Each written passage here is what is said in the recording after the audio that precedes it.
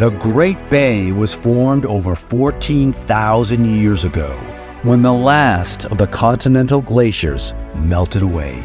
The land was now free from the weight of the ice, but some of the land remained depressed and was therefore easily flooded by the ocean. This, of course, led to the winding, twisting tributaries and rivers that flow into the estuary we know today. For hundreds of years, Native Americans and later colonists took advantage of abundant natural resources like salmon, beaver, and the massive white pines used for ship masts. Rivers also provided trade routes into inland New Hampshire. A single drop of rain starts the headwaters of each of the 7 rivers that flow into the estuary, trickling through woodlands, fields, and forests along the way. As the rivers flow toward the bay, they pass through towns and cities, bringing vitality to the communities. The freshwater rivers serve as home to a variety of fish and wildlife and carry the essential nutrients that give life to the estuary. These nutrients mix with the salt water from the Gulf of Maine and give rise to a unique ecosystem only found where rivers meet the ocean. This vast area of salt marsh, salt pans, mudflats, and open water contains some of the most interesting plants and animals in the entire world.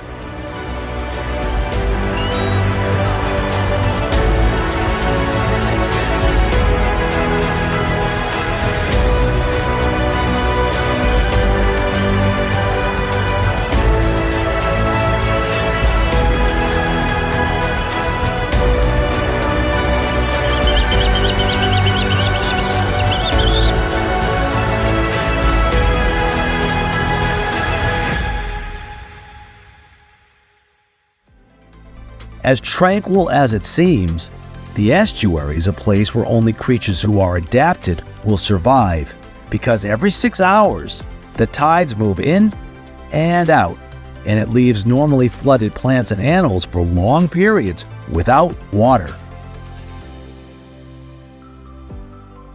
The plants and animals that live in the Great Bay Estuary have done just that.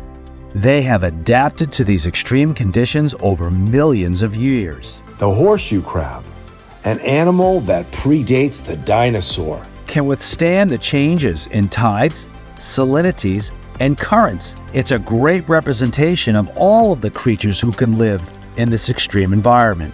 One of the most important habitats and species in Great Bay and around the world is eelgrass, or Zostera marina.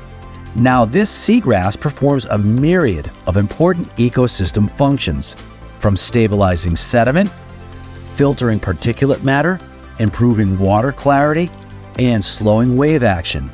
It also serves as a critical nursery habitat for commercially important fish and shellfish species.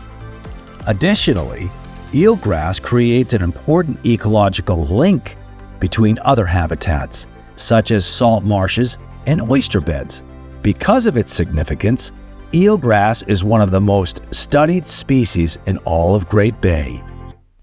As Great Bay joins Little Bay and the Piscataqua River, some of the fastest currents in the world push in and out twice daily. These torrents transport plants and animals from upriver and the Gulf of Maine, and also anything that could potentially threaten the health of Great Bay. Now, the entire staff at the Great Bay National Estuarine Research Reserve are working tirelessly to ensure that Great Bay is here to enjoy for generations to come.